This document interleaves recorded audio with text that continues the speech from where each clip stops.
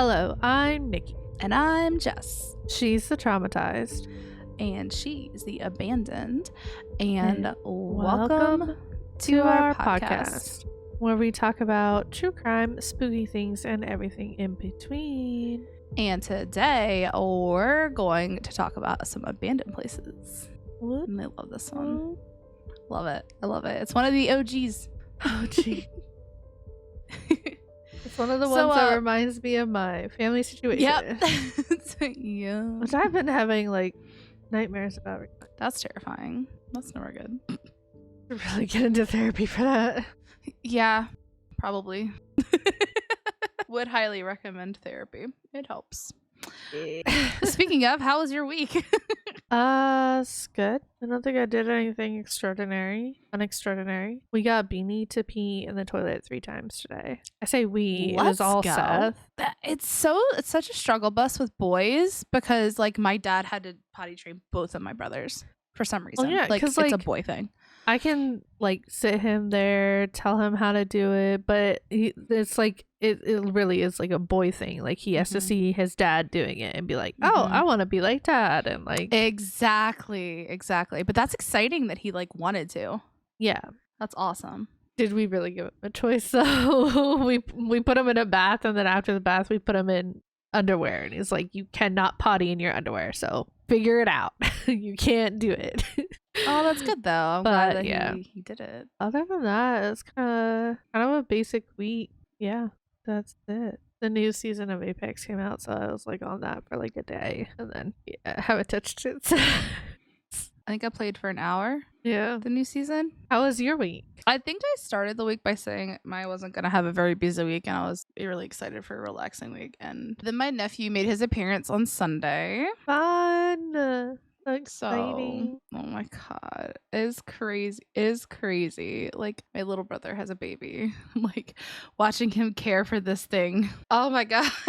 It's just, oh my gosh, he's so precious. I need to get more snuggles in soon. So I hung out with them Sunday, and then I hung out with them Monday after work and came home. Then they got discharged early because she had a C-section, so they weren't expecting to discharge her till Saturday, but everybody was healing really well. Till Saturday? They were gonna keep her. I'm sorry, Wednesday. Okay. Sorry, but they ended up discharging her on Tuesday, and I was like, oh, that's awesome. So I just stopped by their house and ended up hanging out with them a little longer than I planned. I just stay extra. I was so mad because I had Beanie like right before midnight on a Wednesday night. So, you know, I was supposed to be leaving the hospital on Friday, but they're not going to discharge you at midnight on Friday.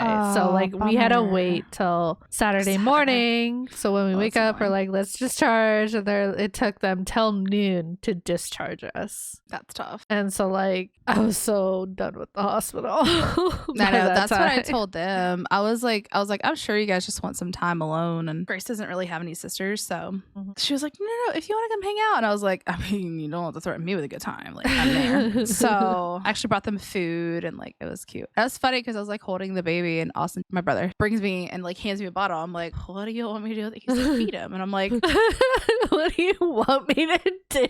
What do you think you would do? But like, the baby is like 2 days old, first of all. And I'm like, like I haven't held a newborn since I was like 13. Okay. Or no, 10. I was 10 years old the last time I held a newborn. And it's my brother's baby. So I'm like, I can't break this. Like, I will never forgive myself. But anyway, so I go to feed. And like, I remember, so like, because he's not really latching well. So like, I knew to like tickle his cheek or whatever. And then he like woke up and he like started taking the bottle.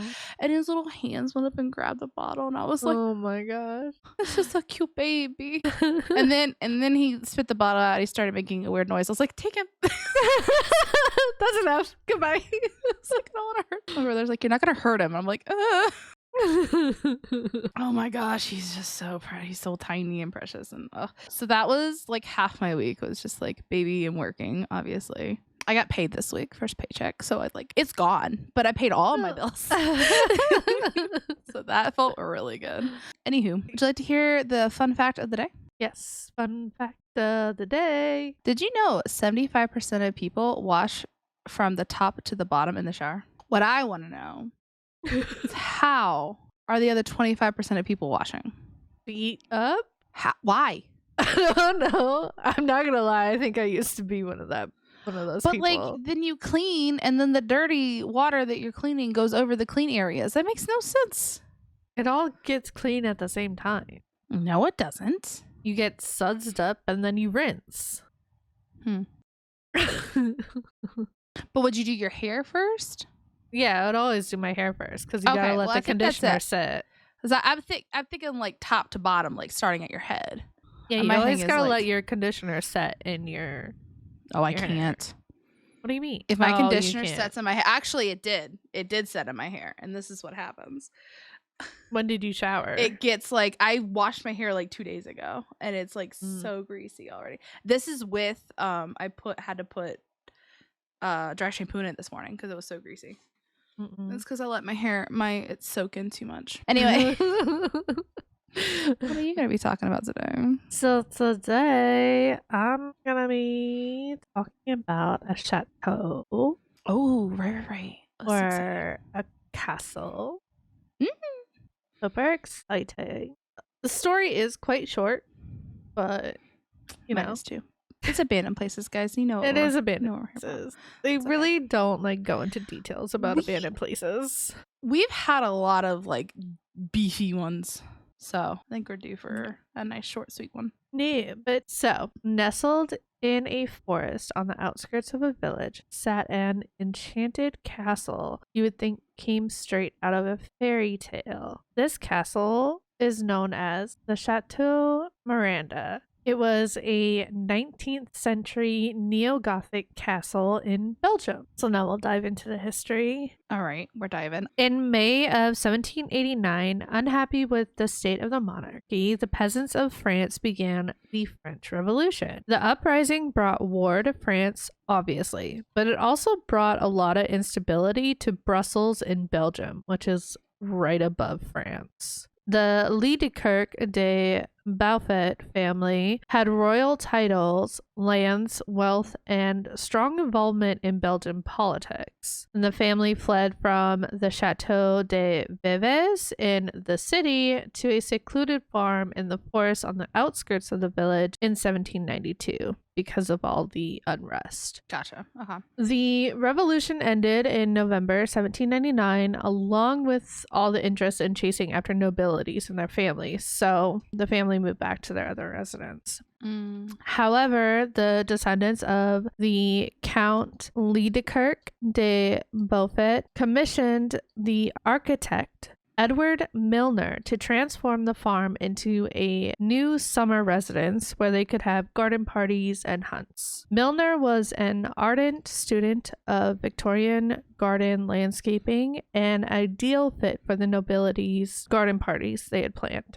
So it was planned and designed in 1866. The chateau was to be built with many towers, conical roof, and other neo-Gothic details, with approximately 500 windows. Unfortunately, Milner died in 1844 before the chateau was finished. The building was continued by the French architect Pelkner, extending the chateau largely. So he took what Milner was doing and kind of expanded it. Okay. A beautiful clock tower was built in 1903. Ooh, okay. Which is 183 feet tall. And then the castle was finally finished construction in the year of 1907. The family continued to use the chateau as a summer residence. That is until World War II, when they were forced out of their home by the German forces. The German forces occupied the castle as a barracks and offices until the end of the war. The Battle of the Bulge brought the war right to the property, and so there was actual combat on the property. Oh, wow. In 1950, the chateau was taken over by the National Railway Company of Belgium, and they renamed it Chateau de Noisy.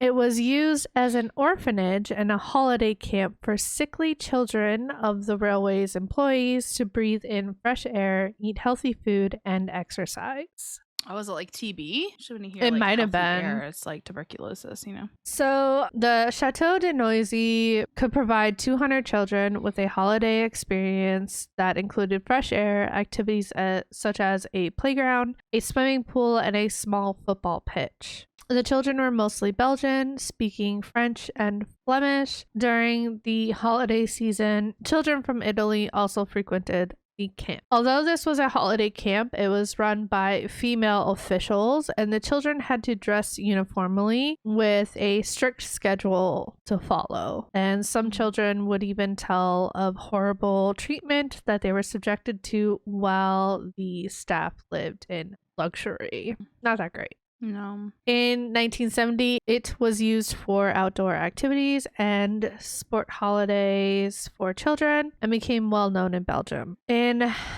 in the 1990s, the owners began to search for investors with the desire to transform the chateau into a hotel. Due to the rising costs of maintenance and refurbishment, the plans failed and the chateau was abandoned in 1990. I was born that year. It was not. Interesting. Although the municipality of Solis, I think that's how you say it, which is the city or whatever, had offered to take it over, the family refused. Which, okay. And the enormous building lingered in a derelict state, succumbing to decay and, of course, vandalism. Then in 1995, a fire broke out that seemed to be intentionally started. Speculation, not proven, but is said. But the fire caused significant damage, including part of the roof, and the repairs were extremely costly.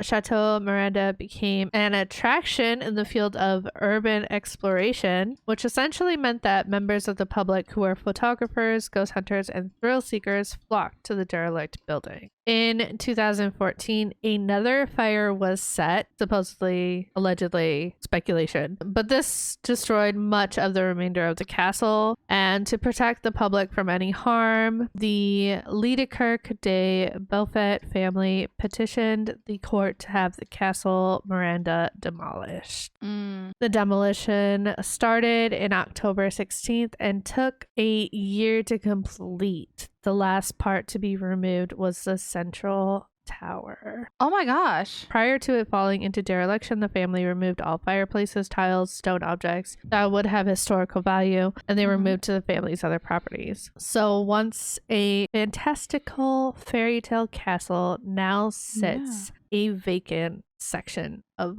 land. So crazy. It's so sad to me because it was such a beautiful building and it had such beautiful examples of architecture within it. Yeah. And it's gone now. I mean, the gatehouse is kind of still there, but like sad, right? That is really sad.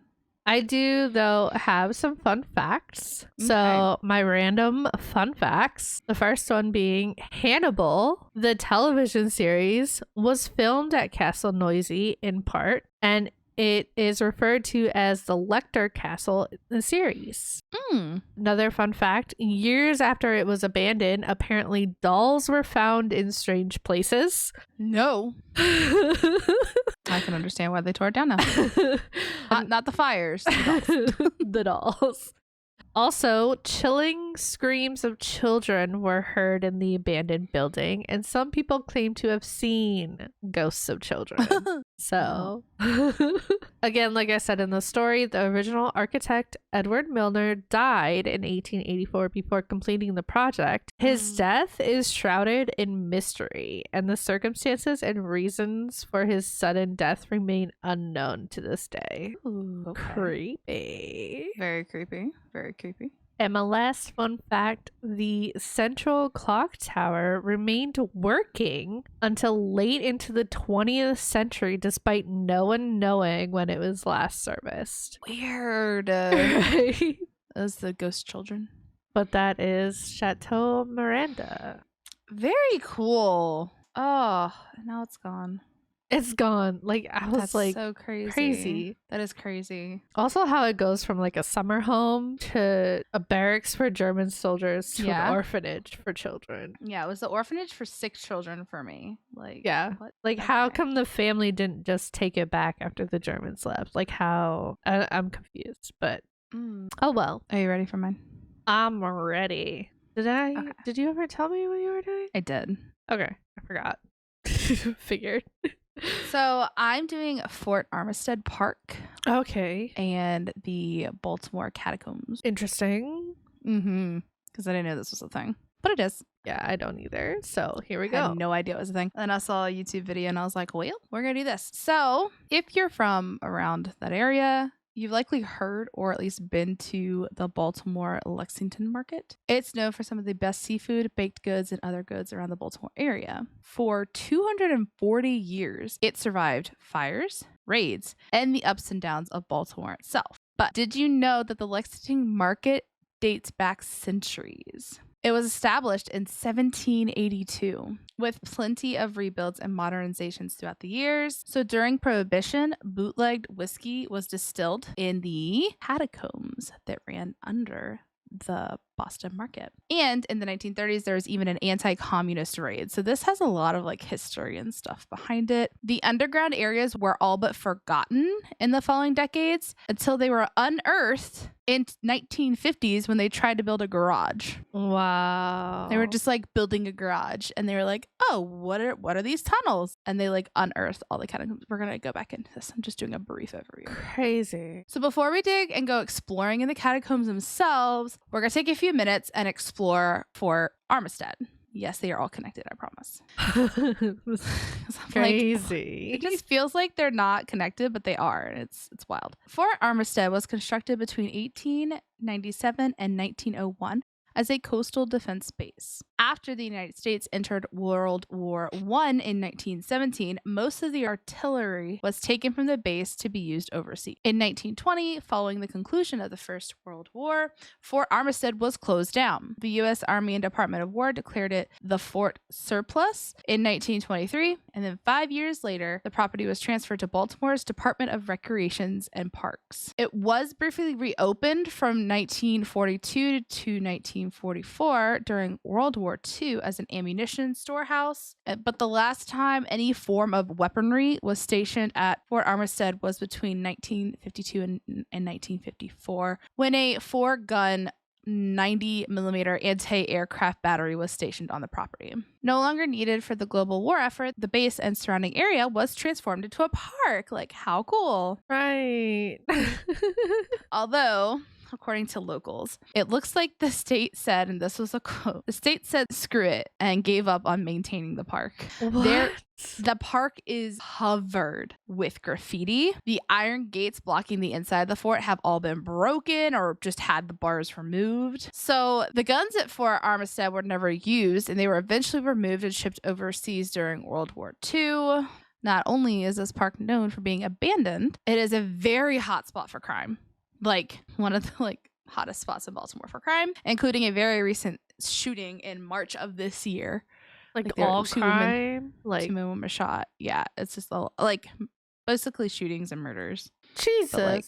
All right. We're not going there. No, not at night. Not anytime. Do not go there at night and alone. It is also known for being one of the most haunted spots in Maryland due to its connection to the catacombs. So, are these actual catacombs? Like there's bones under the city?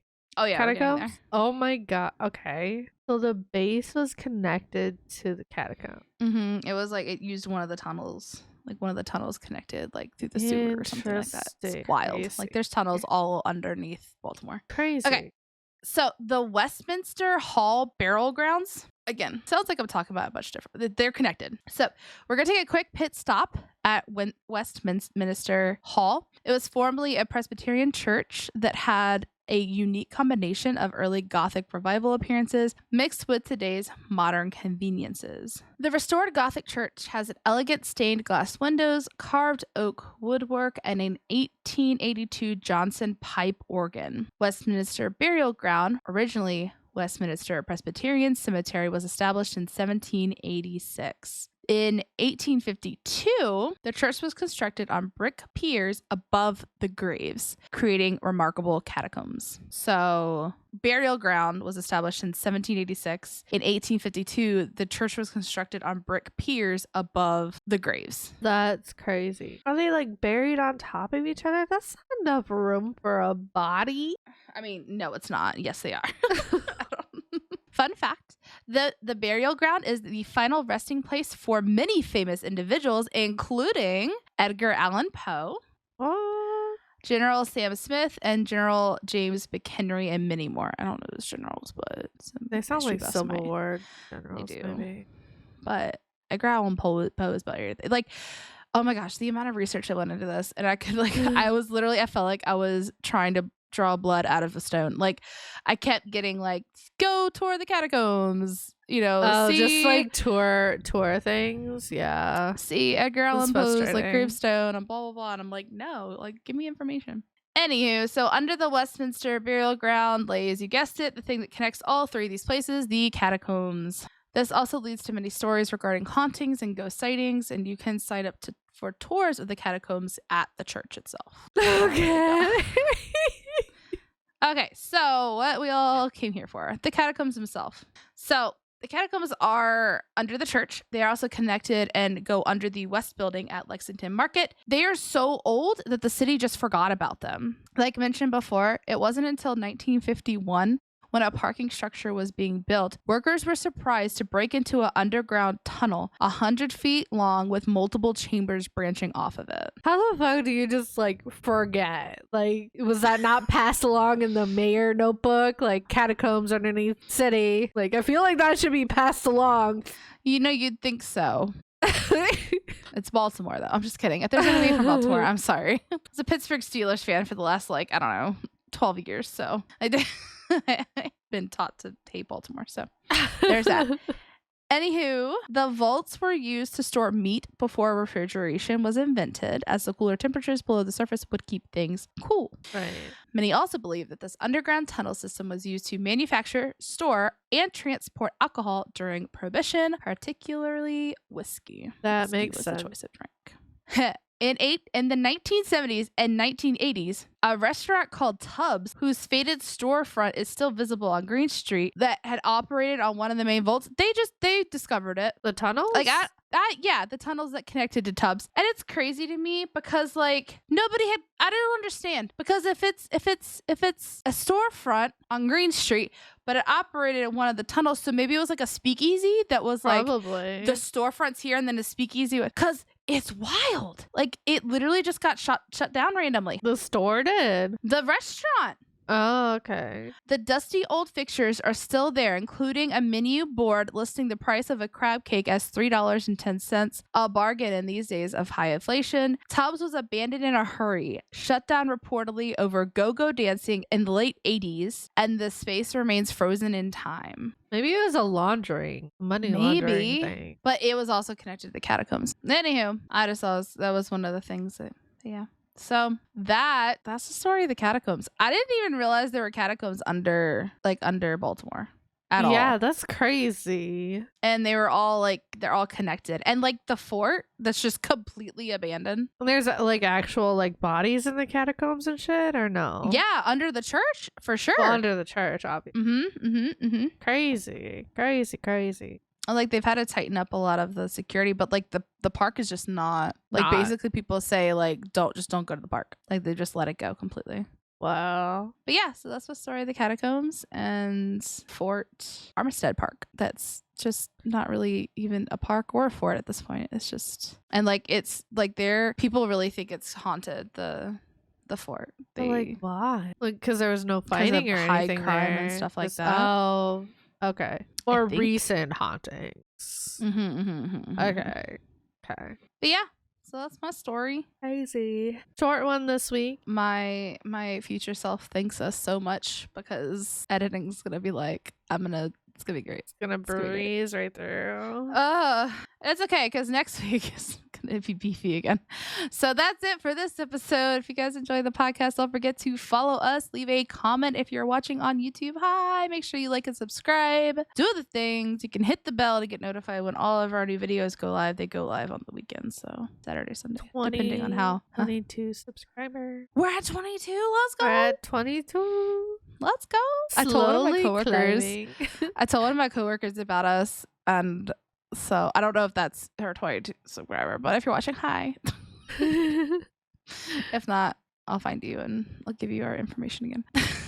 Just force it down their throats. Okay. Anyways. On a whole, is it my turn? I think so. Mhm. Okay. You can also find us on Twitter, Instagram, and TikTok with our username at TTATA Podcast. And in the bio of all of our social media is our link tree, which has our email. If you have any questions, comments, concerns, topic ideas, hit us up. Let us know. We want to hear from you. Yeah. Our email We is do. quite dusty. Anyway, thanks for listening, guys. Next week, we're going to be covering disasters and maritime disasters. Dun, dun, dun. With that, we're going to leave you with this inspirational quote.